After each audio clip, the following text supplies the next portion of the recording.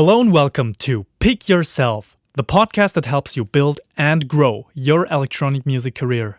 You will learn the strategies, mindset, tactics and tools that you can implement today to break through tomorrow. My name is Philip. Now let's get right into today's episode.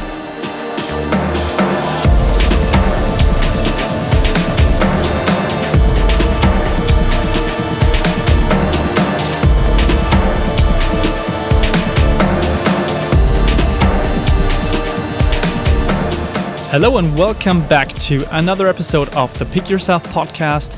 I'm Philip. I'm super happy as always to have you here with me. And today I just wanted to say thank you for all the positive response that I've received so far. It's great to interact with you. It's great to see some comments, to see people writing emails to me, asking questions. This is super important because that helps me create better stuff for you. And I can only encourage you to get in touch, to start a conversation. I'm super happy to help you with wherever you're at in your career at the moment. I obviously cannot spend hours talking to you about your individual problems, but I definitely have one suggestion here and there.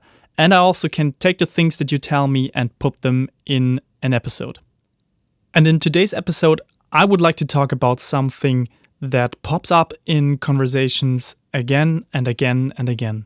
And that is music marketing. I think there are so many misconceptions floating around what music marketing is and is not, and if it's good or if it's bad. Overall, I believe that music marketing is most likely not what you think it is. And I want to talk a little bit about two different mindsets, two different limiting beliefs that have to do with music marketing. And then I'm going to show you what I think is a healthy view on the topic. So let's get started. I think that no other field in the music industry has such a bad reputation on the one hand, but also nothing gets more glorified on the other hand. And that might sound strange to you, but I found that these are just the two most common ways that people think about music marketing. And that's a problem. They either cry sellout if somebody dares to point out the importance of music marketing, or they overestimate its importance and they think that with the right type of music promotion, you can basically make everyone a star in the electronic music business. And this is why I decided to bust some myths here. I don't think that this is true. So let's take a look at the problem with music marketing these days. So the stories we tell each other dictate what we believe. And what stories do we most like to tell our peers?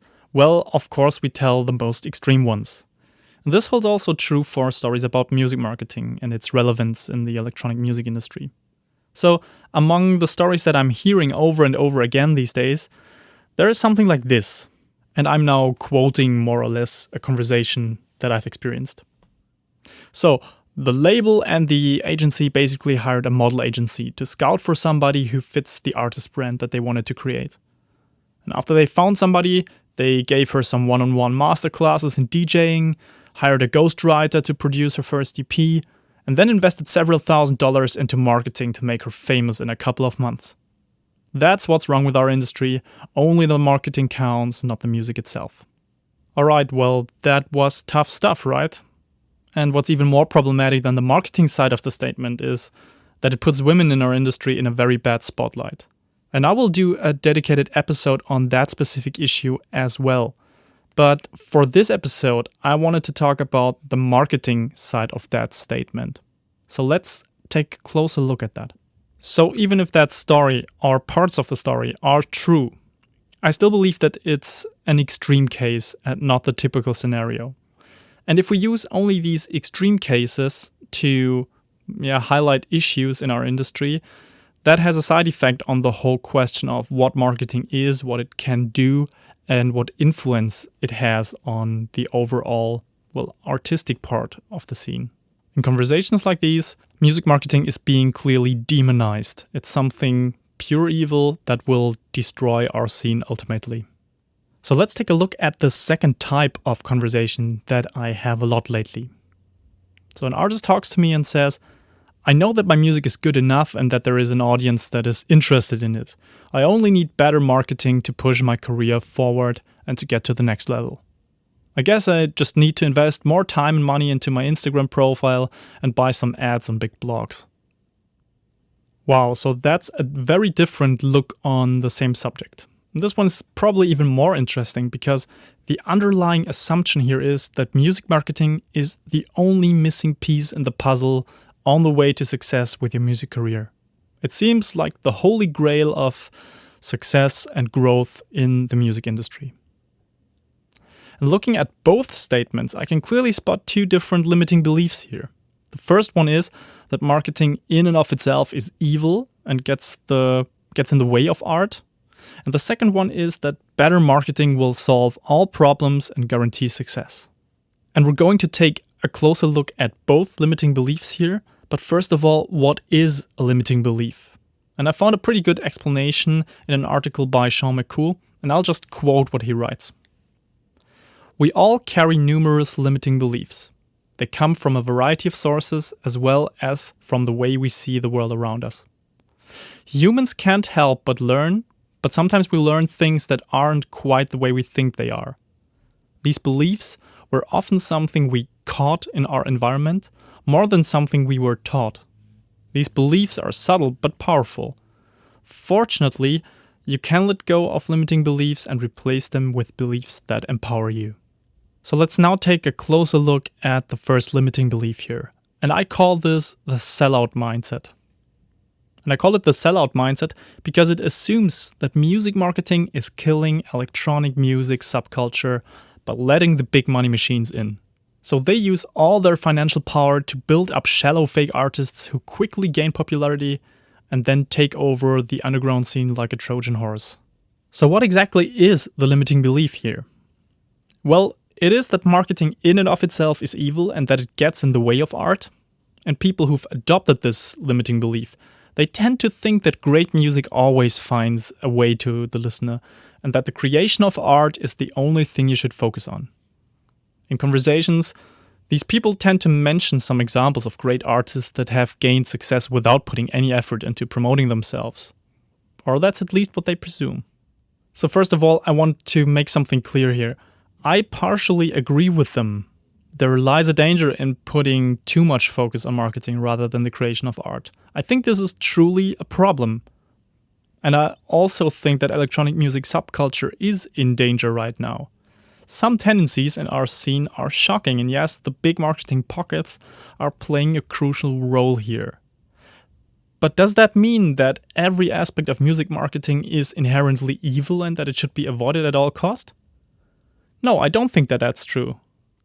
It's not true because promoting your release and working on your artist brand, those are both crucial components of building and growing a meaningful artist career these days. And it has always been, not only these days, it has always been a crucial part of the process. And what's really interesting is when you take a close look at some of those uber true artists that often get mentioned as the anti-marketing examples, one could argue that this is exactly their type of marketing. So yes, I believe that Ricardo Villalobos doesn't give a shit about having an Instagram account, and that's pretty cool. And I also agree that underground resistance has always been an important part of counterculture rather than a marketable artist brand. But still, in a way, even they are marketing themselves by doing this, by claiming in interviews that they don't care about branding and promotion. And the strange misconception in the whole discussion is always that people believe that marketing has to be fake. It is kind of manipulating people into doing something, into buying a record, into liking an artist. And there is another way of marketing that is completely authentic, that is in line with the personality and the artistic vision. And I don't think that something is wrong with that type of marketing. But yes, there is something wrong with the shallow, salesy, sleazy, smeary, slimy, whatever you want to call it, type of marketing. But that's the exception, not the rule, in my opinion. So that was the first limiting belief, and now let's take a look at the other limiting belief that I encounter. And I call this the marketing solves everything mindset.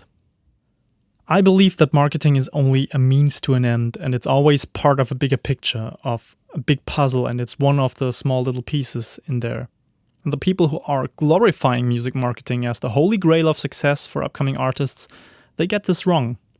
And the underlying belief here is that they can't be successful because they either don't have the skills or the funds that are necessary to promote themselves. And this is especially sad because it presents itself as an easy excuse to avoid putting enough effort into building and growing your artist career. So this mental shortcut of, oh, it's just the music marketing that prevents me from having success, this gets in the way of professional and also personal growth. As professional artists, we have to be able to objectively ask ourselves why we're still not gaining any momentum. And there are dozens of better aspects to look at before we can come to the conclusion that our lack of marketing is the main problem. It's simply not true that everybody can become successful if they just invest enough time and money into promotion. And it's also not true that Instagramming or YouTubing or whatever it is are the most important skills for artists these days, more important than the music creation.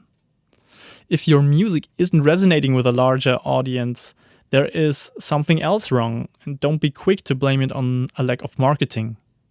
And by the way, there is no such thing as a secret marketing code or something like that you have to crack in order to be successful. You will probably see ads somewhere online by shady blogs or whatever resources that try to sell you the next Instagram hack for artists or Facebook ad strategies for your next release. I promise you that neither of those short-term hacks and tactics are going to solve your problem. So the conclusion of this little rant here is that you should simply stop obsessing about music marketing. It's maybe less important for your career as an artist than you think.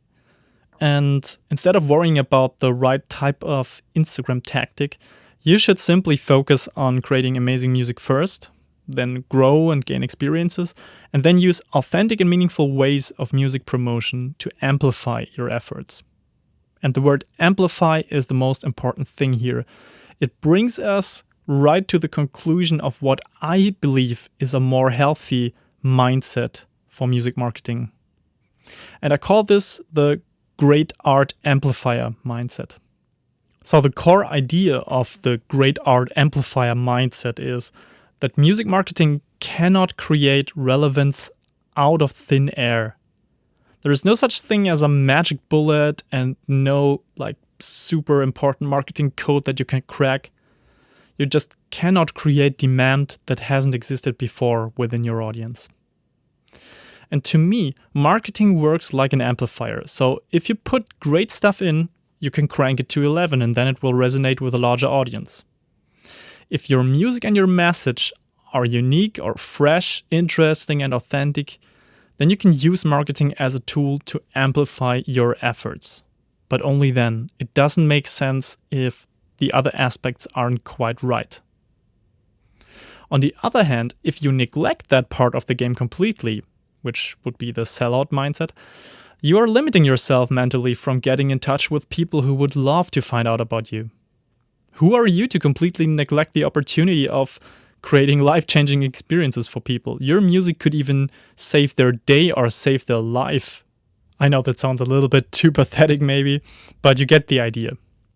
So, on the other hand, if you overestimate the importance of marketing, which would be the marketing solves everything mindset, you are preventing yourself from true growth as an artist and also as a person.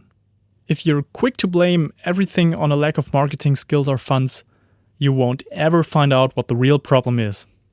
So don't let this lazy excuse get in your way. So in my opinion, seeing music marketing as an amplifier of great art is a healthy mindset shift because it puts the creation of art first, but makes clear that without any amplification, you will probably never reach a relevant audience. Now, I know a lot of artists who tell themselves the same old story, which is, I'm just not good at self-promotion, I cannot do this. And I will do a dedicated episode on that specific topic, the fear of self-promotion and how to overcome it. But I want to talk about this here quickly because it just fits this episode really well. So this negative self-talk of, I'm just not born that way, I cannot do this, or I'm just not good at this, this is something super dangerous because it prevents us from acquiring a very important skill. And it's the same as learning an instrument or learning how to handle your computer. It is not something that is in your DNA. Of course, for some people it comes a bit easier to promote themselves. For some people, it's a bit more difficult, but still, it is a skill. It is a muscle that you can train. And once we accept the fact that we can grow beyond our expectations, we are basically able to do these things. And the question isn't whether you want to put time or effort into music marketing or not, because you just have to. There's no way around that. The question is whether you're able to find a unique and authentic way on how to promote yourself and how to build an artist brand that is just true to what you actually want to express. If you acquire that skill, then the rest comes a bit easier. And you will finally feel this relief of, it doesn't actually feel that bad to promote my release or to promote myself as an artist. Because it is authentic. It is who you are. It is what you want to express. It's the message that you want to share with the world. It's the change that you want to see. And you might be wondering why I'm not putting out a specific tactic that you can use and implement right now. Well, I will talk about action steps a little bit later on, but I cannot really recommend one specific way of marketing yourself because there's just a million ways and you have to find the one that works for you as an artist and as a person. This is exactly what makes it authentic and unique. There is, as I've mentioned before, no magic bullet that you can just shoot at your audience and then, wow, your artist career will explode. So for some artists, it will actually be something like a social media thing that works. For others, it's going to be a PR strategy with blogs and magazines, and they will have super interesting in-depth interviews or will be guests on podcasts or whatever it is. For others, it's probably their own little mysterious thing where they're putting out a lot of obscure but super interesting videos that are amazingly creative and get shared a lot. So whatever it is, you can experiment with these types of things and find out what sticks, what works for you, what does feel good and what does feel true. But the most important thing here is don't wait for the world to discover you. You have to do something to amplify your art. And if you completely neglect that part, you cannot expect that your music career will go anywhere. So the music marketing thing, if you get your mindset right in the first place and then tweak some things, take the right steps, find something that works for you, then implement it, there is a big chance for you to succeed if your music is on point.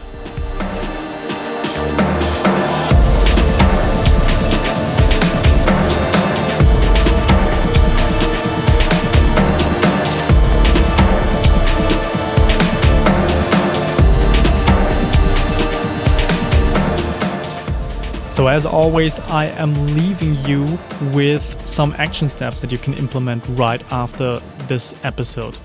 And for that, it's really helpful to have something where you can write stuff down, whether that's pen and paper or something in digital written form. But yeah, let's get into the 3 action steps that will help you develop a more healthy music marketing mindset that works in your favor and helps you build and grow your career. So the first action step is take an honest look at your self-limiting beliefs. And you can do this by assessing your conversations about a topic as well as your inner self-talk. So when you talk about music marketing with your peers or to yourself, are you leaning more towards the sellout mindset? Or maybe you're more guilty of the marketing solves everything mindset? So this first step of gaining awareness is super important if you actually want to change something and get your mindset right. It might even make sense to ask others what they think your stance is on that, what they perceive when you talk about these things. And they can basically help you. They serve as some kind of mirror that helps you reflect on these things. And whatever the outcome might be, just be as honest as you can about this. Only then can you adopt a more healthy mindset. And that brings us to the second action step, which is just start using the great art amplifier mindset in your next conversations. So whenever this topic of music marketing comes up and people are starting with the same old stories here, then you just try to find a healthy balance between the art part and the amplification part, and you express an opinion that is a little bit more nuanced than simply the extremes. So you use these moments when you're usually quick to jump to conclusions that either glorify or demonize marketing. You just try to establish awareness for these moments and react differently and try to find a more nuanced, a more balanced way of expressing your opinion. And then slowly but surely you will automatically adopt that great art amplifier mindset that will then help you actually reach your goals. Now let's come to the third and final action step. Brainstorm ways to amplify your art in a way that is authentic but still reaches a relevant audience. So just reflect on what is your current approach. Is it actually amplifying your art in any meaningful way? And try to find strategies that create meaningful interactions with your audience, that underline your artistic vision. And I promise you there is something out there. You just have to find it. You just have to experiment, try out different things, and see what works for you personally. So that's it for this week's episode, and I would love to hear from you. What are some self-limiting beliefs that you are struggling with? And what's your view on the topic of music marketing in the electronic music scene? Let me know. You can drop a comment at pickyourselfpodcast.com. I promise you, I read everything and I will most likely respond to it. You can also write me an email. But yeah, let's just leave the discussion open. That would be amazing. And finally, for those of you who really take it seriously, who really want to build and grow a meaningful electronic music career, I have something for you, and that is a free guide called The 7 Strategies of Highly Successful Electronic Music Artists. And I'm sharing this with you for free. You can get it at pickyourselfpodcast.com/free. Once again, pickyourselfpodcast.com/free. And I would love to see you on the other side. Come there, get your free PDF, and just start a conversation with me. I'm super interested to hear your thoughts.